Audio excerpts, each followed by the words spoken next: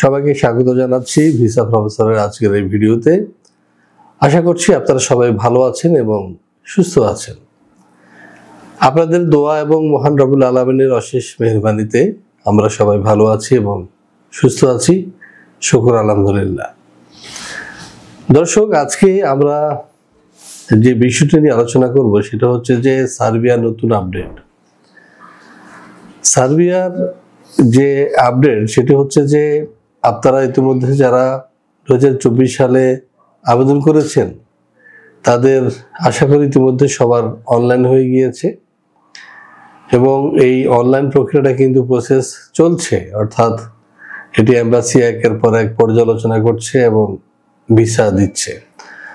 আর এই ভিসা দেওয়ার প্রক্রিয়াটা হচ্ছে যে আপনাদের পাসপোর্টের স্টিকারের মাধ্যমে কিন্তু ভিসা হচ্ছে। অনেকে বলে থাকেন যে ই ভিসা, আসলে এই ভিসা হচ্ছে না, এটা স্টিকারেই ভিসা হচ্ছে পাসপোর্টে। আর যারা এখনো অর্থাৎ শেষাংশে তারা জমা দিয়েছেন সার্বিয়ার এম্বাসির জন্য, সার্বিয়ার ওয়ার্ক পারমিটের জন্য, তাদের এই পারমিটগুলো বেসিক্যালি আসবে 2025 সালে এবং 2025 সালে কোটাতেই আপনারা এগুলো পাবেন, কারণ 2024 সালের কোটা অনেক আগেই কিন্তু শেষ হয়ে গিয়েছে। তো দর্শক, এই সার্বিয়ানে আরো বিস্তারিত তুলে ধরবো, সাথেই থাকুন।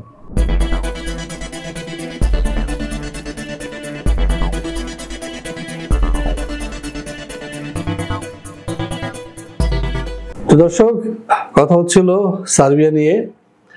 সার্বিয়ার যে আপনারা আবেদন করেছেন তাদের বিষয়ে আমি একটু কথা বলি। সেটা হচ্ছে যে আপনাদের যাদের বিশেষ করে অনলাইন হয়ে গিয়েছে এবং এটি টোটালি ইমিগ্রেশন এবং সার্বিয়ান এম্বাসির হাতে রয়েছে, সেখানে কিন্তু আপনার নানা প্রক্রিয়া আছে, নানা যাচাই বাছাইয়ের বিষয় রয়েছে।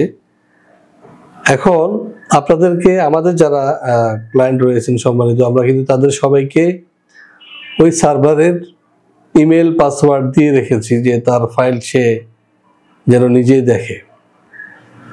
তো এখানে আমাদের যে সমস্যাটা হয়েছে সেটা হচ্ছে যে ওইখানে যে কর্মকাণ্ডগুলো তার কিছু নমুনা কিন্তু সার্ভারে শো করে এবং এটি দেখে কিন্তু অনেকে অস্থির হয়ে যান যে আমার ফাইল এখানে গেল কেন, এটা লিখলো কেন। তো আপনারা যদি এইভাবে অস্থির হয়ে যান তাহলে কিন্তু আপনাদের মানসিক সমস্যা হবে এবং আমাদেরও মানসিক সমস্যা, যখন আপনারা আমাদেরকে পীড়া দেন এটা হলো না সেটা হলো কেন। যে কোনো একটা কাজের একটা প্রক্রিয়া রয়েছে এবং এই প্রক্রিয়াটা আপনাদেরকে সহ্য করতে হবে, অনুসরণ করতে হবে, অপেক্ষা করতে হবে। আপনি চাইলে আপনার বাচ্চা 4 মাসে ডেলিভারি দিতে পারবেন না, এটা ম্যাচুরিটি টাইম আপনাকে দিতে হবে। অর্থাৎ বাচ্চা পেটে আসার পরে 9-10 মাস পর যেমন একটা ডেট থাকে যে বাচ্চা হবে, এখন এর ফাঁকে নানা জটিলতা সৃষ্টি হতে পারে। আর আপনি দেখুন আমাদের যে শহরের যে কালচার এবং যে গ্রামের যে কালচার, এটার মধ্যে দুটো পার্থক্য আছে। কিছু মানুষ আমাদের আছে যখন তাদের সন্তান গর্ভে আসে আল্লাহর উপরে সওয়াল করে, দেখুন আমাদের গ্রাম দেশে একটার পর একটা বাচ্চা হইতেছে, 10টা 15টা, এটার কোনো টেনশন নেই, সেও জানে না তার বাচ্চা হয়েছে, মাঠে যে খবর আসে তোমার বাচ্চা হয়েছে। আর আমরা যারা অতি সচেতন, আমরা যদি যারা বেশি আগ্রহী, তারা সারাক্ষণ ওই পেটের দিকে তাকায় থাকি, মাও তাকায় আছে, বাপও তাকায় আছে। আর মুহূর্তের যে পরিবর্তনগুলো, এটা তো সৃষ্টিকর্তার সৃষ্ট পরিবর্তন। জলের মধ্যে একটা শিশু জন্ম নেওয়া 4টিখানি কথা নয়, এটা মানুষ পারবে না, এটা আল্লাহর কুদরত। এবং সেখানে এই প্রক্রিয়াগুলো কিন্তু এই প্রক্রিয়া ছাড়া, উত্থান পতন ছাড়া কিন্তু এটা শিশু আসবে না দুনিয়াতে। ঠিক তেমনি আপনি যখন একটা ভিসা আবেদন করবেন সেখানেও কিন্তু নানা রকমের প্রক্রিয়া রয়েছে। এখন এইগুলো আপনাকে দেখতে দিয়েছি তাই বলে আপনি প্রতিদিন ফোন দিবেন যে এটা হলো কেন, সেটা হলো কেন, এই স্ট্যাটাস কেন, আবার পিছনে আসলো কেন, আবার সামনে গেল কেন, এসব উত্তর আসলে আমাদের পক্ষে দেওয়া সম্ভব নয়। এসব উত্তর দিবে ইমিগ্রেশন, এসব উত্তর দিবে এম্বাসি। এবং এই প্রশ্নটা জানা চেষ্টা করাটা একটা বোকামি ছাড়া আর কিছুই নয়। তো দর্শক, আমাদের যারা ইতিমধ্যে ফাইল দিয়েছেন এবং অনলাইন হয়ে গিয়েছে, দয়া করে অনলাইন যেমন হয়েছে আপনারা অপেক্ষায় থাকুন। যখন আপনার সময় হবে তখন আপনার ইনশাল্লাহ ভিসা হয়ে যাবে। কিন্তু তার আগে ভাই কি খবর, ভাই আমার এটা আগায় দেন, এত অনেকদিন হয়ে গেল, তারপরে কেন হচ্ছে না, এভাবে এইসব প্রশ্ন করে দয়া করে বিব্রত করবেন না। কারণ আমরা আসলে আমাদের হাতে কিছুই নেই। আমাদের হাতে যে জিনিসটি থাকে সেটি হলো একটা সঠিক ওয়ার্ক পারমিট জোগাড় করা। প্রথমে সঠিক কোম্পানি থেকে সঠিক ওয়ার্ক পারমিট জোগাড় করা, করে সেই ফাইলটাকে প্রসেস করা। অর্থাৎ সেখানে প্রসেস বলতে একটা ফাইল সাবমিশনের আগে অনেকগুলো কাগজপত্রের প্রয়োজন হয়, সেগুলোকে অথেন্টিকভাবে জোগাড় করা, করে ফাইলটা জমা দেওয়ার পরে যে অথরিটি হচ্ছে ইমিগ্রেশন অথরিটি, অর্থাৎ সার্বিয়ান বলুন বা অন্য দেশের অথরিটি, ইমিগ্রেশন অথরিটি রয়েছে, তারা কিন্তু এগুলা প্রতিটা কাগজ পুঙ্খানুপুঙ্খ যাচাই বাছাই করার পরে কিন্তু তারা ভিসা দিবে কি দিবে না ওই বিষয়ে সিদ্ধান্ত নেয়। তো আমরা যেটা করি সেটা হচ্ছে যে আমাদের কাছে যদি নতুন করে আবার তারা মেইল করে যে ওই কাগজ দাও বা সেই কাগজ দাও, তখন আমরা সেটাও কিন্তু প্রোভাইড করি। অর্থাৎ একটা শিশু পেটে থাকে, গর্ভ থাকাকালীন যদি কোনো পুষ্টি ঘাটতি দেখা দেয় বা কোনো মায়ের কোনো অসুস্থতা দেখা দেয়, সেক্ষেত্রে ডাক্তার যেমন তাৎক্ষণিক একটা চিকিৎসা দেয়, আমরা যারা ইমিগ্রেশন নিয়ে কাজ করি আমরা কিন্তু সে ডাক্তারের মতো কিন্তু আমাদের রোগীকে অবজারভেশনে রাখি, কিন্তু আমরা অস্থির উতলা হয়ে যাই না। যে আমরা ধরে নিই যে সামনে এটা একটা লম্বা জার্নি, সামনে নানা ধরনের সমস্যার সংকট হতে পারে, যখন যেটা লাগে সেটা আমরা প্রোভাইড করব, ইনশাল্লাহ আমরা আমাদের লক্ষ্যে পৌঁছাতে পারব। ধরুন আপনি একটা নৌকা নিয়ে একটা জায়গায় যাবেন, এবং সাগরের মধ্যে কিন্তু নানা রকমের ক্রাইসিস হতে পারে, ঝড় আসতে পারে, ডাকাত পড়তে পারে, বা ওখানে ইঞ্জিন বিকল হয়ে যেতে পারে, বা সেখানে কেউ অসুস্থ হয়ে যেতে পারে, বা আপনি সিট না পেতে পারেন, বা আপনার সিটটা আরামদায়ক না, ওখানে সার পোকা আছে, হ্যাঁ, বা ওখানে ওই জাহাজের মধ্যে খাবার দাবার ঠিক মতো না, আপনার ভালো লাগছে না, নানা রকম কাহিনী কিন্তু থাকতে পারে।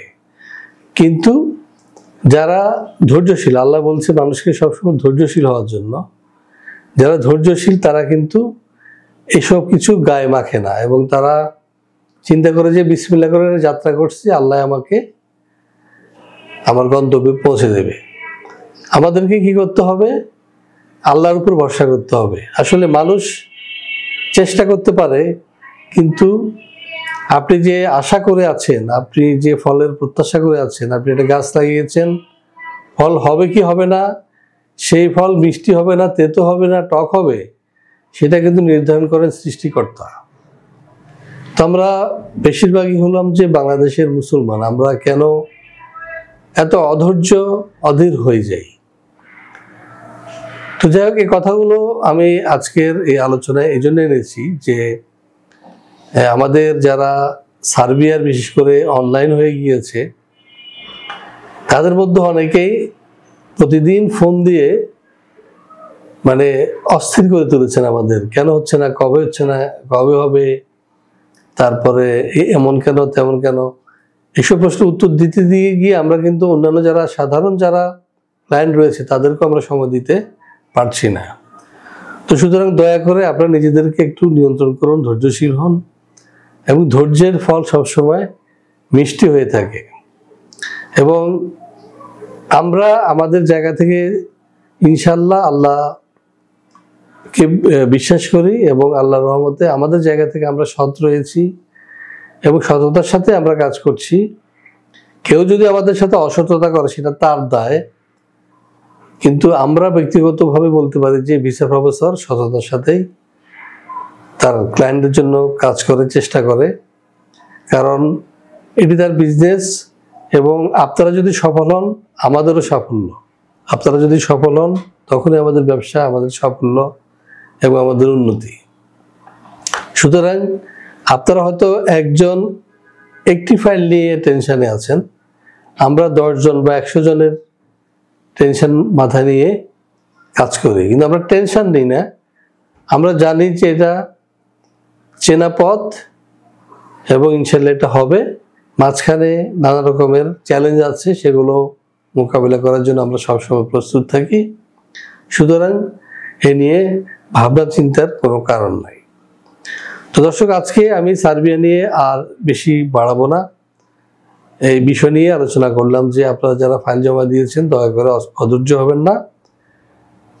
আমাদের ক্রিসমাসের ছুটি শুরু হবে 20 তারিখ থেকে এবং সেটি চলবে ধরুন 10 দিন। এরপরে 1 জানুয়ারি থেকে আবার এম্বাসিগুলো খুলবে, এম্বাসি বা বিদেশি কোম্পানিগুলো খুলবে, কারণ তারা খ্রিস্টান।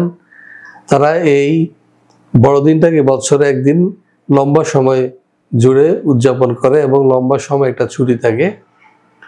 তো এই সময়টাও আমাদের অপেক্ষা করতে হবে। এখন আপনি যদি বলেন কেন এতদিন বন্ধ, এই 10 দিন কেন বন্ধ, অফিস খুলতে হবে, তাহলে তো হবে না।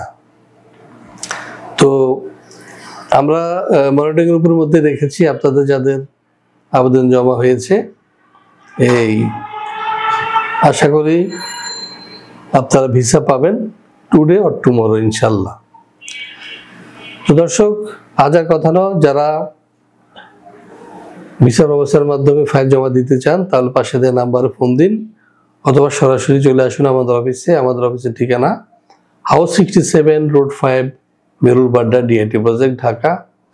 এবং আমাদের ওয়েবসাইট রয়েছে www.visaprofessor.org। সেখানে আপনারা আমাদের সম্পর্কে জানতে পারবেন। একই সাথে আমাদের visanews24.com সেটি পড়ে আমাদের যে সারা বিশ্বের ভিসা সংক্রান্ত খোঁজ খবর আপনারা পাবেন।